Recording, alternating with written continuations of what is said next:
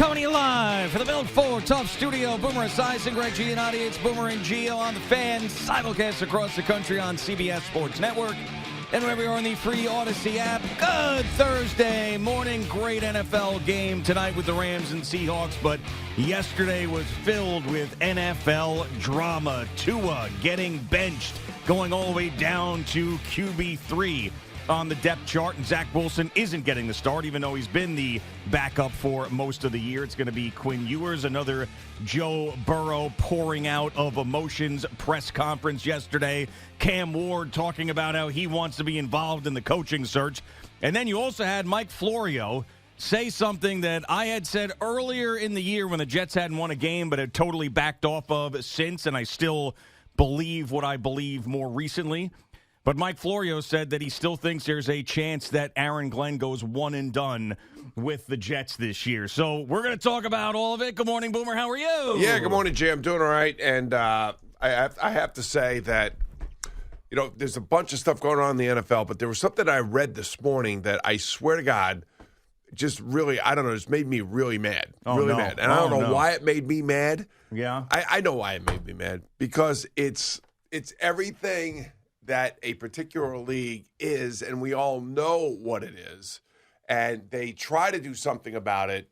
They do think that they do something about it, and then it just reverts back to what it was prior to what they have done about it. So the NBA has the NBA Cup. Yeah. The Knicks win the NBA Cup, and of course the Knicks are not going to raise the banner because there's just so much negative chatter around it. It would be ridiculous to hang a banner at MSG. I also think this is a big FU from Jim Dolan to Adam Silver, who he's had his issues with, which I think is great, actually. Yeah. That level of pettiness sometimes really makes me smile. Right. So I'm reading Jared Schwartz this morning in the New York Post just to catch up a little bit. That's Peter's kid. No, it's not. Yeah, it is. No, it's not. Jared Schwartz is Peter Schwartz's he has son. a Jared Schwartz, but there could be another Jared Schwartz. Oh, okay. This isn't McGonigal or McClutherness. McClutherness. It's not. So Okay. anyway, so the Knicks play the Pacers tonight. And what did we say after the game? They were going to be, partying and celebrating in Las Vegas, and that's great. And I said, well, they're going to have a few days off because, a number of these guys aren't going to be playing against the Pacers. Yeah. It's going to be maintenance days. And you probably have four guys who may not play for the Knicks tonight. OG Anunoby, Karl Anthony Towns, Josh Hart, and maybe Mitchell Robinson. And Jared Schwartz writes this in his article. And this is where I got perturbed. This is where you got annoyed? Yeah.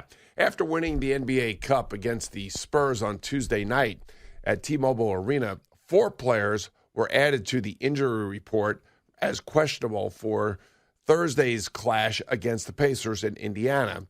It's 3 starters, and I just told you who they are: Anunoby, Hart, and Karl Anthony Towns, along with Mitchell Robinson. Now, Thursday games comes. This is it right here. Are you ready for it? Yeah. Just 2 days after an intense and physical game as the Knicks played all year. Yeah, I mean, he's feeding the beast, if you will, of nonsense when it comes to these guys and playing. I don't necessarily disagree with sitting Karl Anthony Towns with what we talked about and maybe giving these guys a rest, but it is hilarious, though. Give them a rest. They played 1 game. Yeah, I don't really care at this point. They're going to be fine. Keeping them healthy for the playoffs is a big deal. It doesn't bother me because this has been going on forever. But it is. But they had the NBA Cup, because they really wanted a very competitive NBA Cup. There's the irony in it, if anything, because, I care about what Peter's kid says. I don't care about what this Jared Schwartz writes. But if the irony in the fact that you created this thing to make the regular season more competitive and get these guys to play hard, but then on the back end of that, they take off a game and sit everybody is kind of hilarious. That's what I'm saying. It's the dichotomy of all of it. Yeah. But I'm just whatever happens with Indiana or whoever plays, if you want to punt this regular season game, yeah, I'm okay with it. I mean, and Indiana's completely decimated, as we know. I'm fine with it. I don't care. But don't try to, lie to us about what's going on. Like, it's not because they played a physical game. It's because, they went out, they played, They won this NBA Cup. They went out and partied, and then they got a back-to-back coming up. If they didn't have the back-to-back, they might have played some of these guys. But then they got to travel. It's a traveling back-to-back, too, because it's at Indiana, and then they go back to the Garden to play Philadelphia. So that's what it is. So if he's trying to portray it in anything other than that, he's wrong. But, I mean, I think most teams probably would do it this way in 2025, 26. You know? Know what I'm saying? It just annoys me. Yeah, no, I got you. I mean, there's a lot of things that get your panties in a knot these days. Well, you're right. I mean, the older you get, the less patience you have. And you try to put yourself in that person's situation or that team situation, and you think, you know what? All right, I get it. I understand. It's a long season. It's all about the championship and everything else. They put this cup thing together in the middle of the season to create some more competition, the intensity that the article refers to. And then, lo and behold, after the in-season cup is over with and the teams won it, now all of a sudden we're going to go right back to, resting players and being careful. And I don't know. This is I appreciate players like a Francisco Lindor, a Aaron Judge, a Pete Alonso, guys that want to play every single day. Juan Soto, they want to play every day. You're making the assumption that these players don't want to play. I mean, this is also a lot of the time it's an organizational decision. They're saying, listen, we're not going to play it today. If some of these guys could fight back, maybe they're not fighting back. But I don't – the only thing I care about at this point with NBA basketball is the Knicks celebrating a real championship, something that I have never seen. Everything else that goes on in the NBA, you don't care. I really don't. Okay. I am a Knicks fan, not an NBA basketball fan at this juncture. And there's some guys that are really like watching the Thunder play is great. Watching 98% of the rest of the league is terrible. The product isn't very good. Everybody tried to be the Steph Curry Golden State Warriors, and they can't be. And they're missing threes all over the place. And when they make the threes, it looks good. They don't play defense in the regular season. They got this whole big scandal with fixing prop bets. It's a mess. But that doesn't take away the little kid in me that watched the Knicks and grew up on the Knicks and wanted them to win, and how disappointed I was in 6th grade when I walked into Mr. Huey's math class. And we shared this moment going, man, they just lost to the Rockets. I don't know when the next time they're going to be back is. I'll always remember that day walking into that class and looking at that, he in a grown man's face, how disappointed he was. And I said, I wonder if that's going to be me. And it has been me. So the only thing I really care about is getting that feeling and us celebrating a championship together as Knicks fans in this city. Everything else about load management and what's going on, it really, I can't spend any more energy on that because it's not interesting to me. Maybe they should do like a second cup. Yeah, 2 cups? Yeah, like a first half cup and a second half cup. 2 teams, 1 cup. And if you own both of them? Yeah, imagine. Remember that video? The 2 girls, 1 cup video, remember that? No, I don't. It was a sensation around the internet. Don't look it up. Do not look it up. All right? I'm not going to. Do not look it up. But still, when you said like a second cup and then, 1 cup and 2 cups, it's still seared into my brain. Okay. And those that are listening right now who have seen it and do know what I'm talking about, they will 100% agree. And they would also tell everybody else, don't look it up. Was this when the internet was invented? It was a while ago. I would say it's about a decade or probably more. I would say 15 years. I would say probably about 15 years. Eddie, ever see 2 girls, 1 cup? I just asked Al what it was. Al definitely knows what that is. Hasn't seen it, but knew what it was. Oh, okay. But you know what it is. Yeah, but Okay. I'm not watching it. No, you can't. You really can't.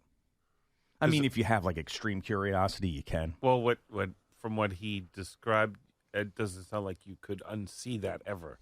Yeah. This is why when he there's a trigger warning. Okay. There's a trigger when he said, maybe they should have a second cup. I was like, my brain was like, 2 girls, 1 cup. It's in there somewhere. All right. I was just It's like a buried memory. I was just thinking about, intensifying the NBA in the second half of the season, which should be intense anyway, just simply because teams are trying to make the playoffs and the play-in games. Let me ask you. How about this, Boomer? 8 cups during the season, and those 8 teams make the playoffs, and that's it. There you go. 8 cups. Yeah, 8 cups. 8 girls, 1 cup. Oh. Ooh, Yeah, I don't even. Even I don't spicier. even. I have no idea what you're talking about. But which is great I'm because you don't just know what I'm sitting talking about, and there other people do. Yes, And they're laughing because you have no idea what's going on. It's Right. great. It's great. I- Because they my- know. They know about this. my imagination can take me to places where you'd probably like me to end up at, but I'm not going to. Want to take a guess? No, I don't. No, yeah, because I guessed something, but it was Way worse, right? yeah. Yeah, way worse. So, just so you guys know, yesterday went over to FanDuel with Phil Simms, and we did a little, question and answer. Two with quarterbacks, one cup. two quarterbacks, one cup, right? And we were doing a question and answer and everything else, and I got a question about what kind of breakfast we were having this morning because they heard us have put bets on this, Yeah. So, and now I see two tables out there. And I also saw on X somebody post a picture of Al standing behind the tinfoil sterno eggs and bacon and everything else as a server. yeah. So the guy, it's like Generoso, New York. I think he does a good stuff Yes. with AI. And he was like Al, the Sterno King. Yes. And I reposted that, and it was very funny. So yesterday, if you weren't listening later in the show, there's going to be, there's a lot of changes going on here, and some people that are leaving the radio station and the company for good. And so they wanted to give food out on a day where it's like two separate shifts of food. So we get an email from Big Hurls. Big Hurl says there's going to be food at 10 a.m. and there's going to be food at 3 p.m. And I was like, man, this is an interesting one because this is like an emotional type of deal. Like, how far are they going to go with this food? It's just it's a tough call. And it's sort of like a no-win situation because on one hand, if you're like, hey, they got us food and I spent 25 years here and all you got was this measly tub of cream cheese. Or if you don't get them food, then it's like, hey, I've been 25 years here. I can't get food. So it's a tough spot. It's a tough spot for people that are planning this thing. So It's a balancing spot. yeah. So we talked about what would be sufficient. And Al came up with a sterno dish filled with stuffed shells, maybe some salad in there. But I found out a lot of things about this after the show. So real good things, by the way. So one, Jess Clark, our head of marketing and promotions, is in charge of this. That's good. So she's buttoned up. She's not messing around. Right. She doesn't miss a beat. I also found out that they approached Dove Kramer, and I think I might have mentioned this yesterday, about what he wanted. Because obviously he's eating kosher, and they want to make sure they had everything for him in his favorite place. So they're making sure that they're getting his favorite bagels from a kosher deli in Passaic. Okay. And he said, hey, I live right there. I could bring it in. And they said, no. We're not going to have you do that. That looks terrible. We're going to make sure that we get it here for you so you don't have to worry about it. So that was another good thing. I did find out what type of food we're going to have in the morning. All right. So I did find out. no shells. No stuffed shells. All right. And I think I was lied to, by the way, because I heard Jess say to me that we're not allowed to have sterno in the building. See, there you go. Lies. Lawsuit. I've seen sterno out there for those Heritage Months. I've seen plenty of sterno out there. I think that's a different zone. Different. Okay, so then put it over there in that zone and say we're in the sterno zone. It's a Go different get your, zone? Go get your sterno eggs. So she said that, and then she's like, well, I could if you really want. I said, no. I don't want to influence the plan. I want to see what you guys came up with. All right? Yeah, because we got bets on these things. We do. So there will be, as of yesterday, no sterno, no sterno eggs. Ugh. We are getting food from a place that we get food from a lot and a place we like a ton. Okay. They've come in here, the owners of the place. They've given us swag. They're an amazing place. Yes, okay. Zuckers. Yes, okay, yeah. So 100%. I'm all down for that. So the way it was described to me, it's like it was an extreme platter, extreme Zuckers platter. Like we got the regular bagels, we got sandwiches, there is the fruit plate, juices, coffee, extreme Zuckers breakfast platter. I can't wait to sneeze on it. Lox, that's disgusting. We got the lox for you. Yeah, okay. And all of that. All right. So that's what it is. That's sufficient in your mind? That's top shelf. If that's what shows up. That's what's going to show up. Yes. That's what I heard is going to show up. But that's going to definitely show up. Yeah. So 100%. All right. So we're good. But I think we were pretty accurate with what we thought we were getting. Where Al got the shells from, I have no idea. The stuffed shells. There's still a plus 10,000 bet on the board for stuffed shells in the afternoon. It's still on the board if you want to go up there. I'm not doing that. And do your plus 10,000. By the way, somebody had pizza here yesterday. Yeah, lots of pizza. Yeah.